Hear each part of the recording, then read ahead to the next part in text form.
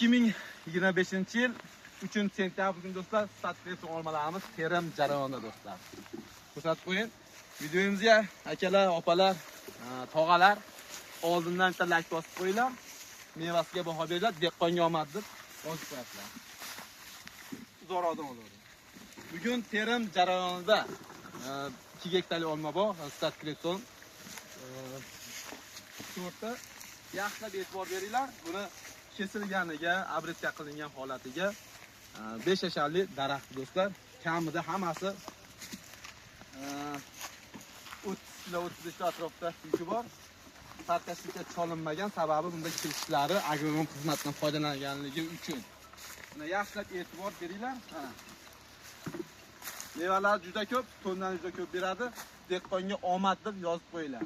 Sababi buncha mehnatga do'stlar kommentariyga bemalol yozib ketdilar. Shunaqa bog'lar tashkillashtirmoqchi bo'lsalaring, pastga o'qib qo'yamiz, telefon qilaverasizlar.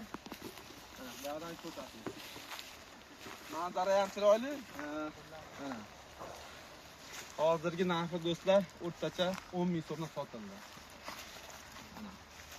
Bu olmani ekishdan maslahat do'stlar, buni ko'rko'rona ekib tavsiya beraman, chunki bu joy tanlaydi, muhit tanlaydi do'stlar. Tog' oldi, adrolli joylarga eksalaring yaxshi rangdorroq bo'ladi, chiroyliroq bo'ladi, ham shirin ham bo'ladi.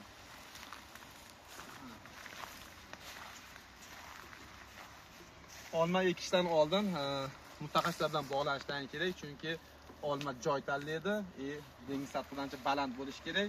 Salqin joy, tog'li rayon bo'lsa, olmalaring chiroyli bo'ladi. Ko'rko'rona olib turib issiq joylarga ekib olsalaring bunaqa bo'lmaydi. Hech qachon bunday bo'lmaydi. O'shaning uchun mutaxassislar bilan maslahatlashinglar, pastga nomer qo'yamiz, telefon qilsalaring. Yegani ham bemalol kelaveringlar.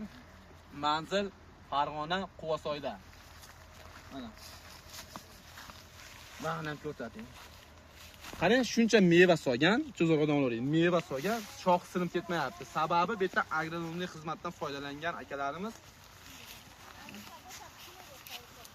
Videomiz yoqasidan bo'lsa, like bosib qo'yamiz. Buni ko'chlarini ko'paytirib qo'yganmiz. Ko'p emas, ozroq, faqat regionga tanlab beramiz. Buni hamma joy issiq joylarga ham berib bo'lmaydi. Tog' oldi joylarga ekishlarini tavsiya beraman. Issiq joylarga ekmanglar. Issiq joylarga ekiladigan boshqa navlari bor. Telefon qilsalaring biz ekib beramiz.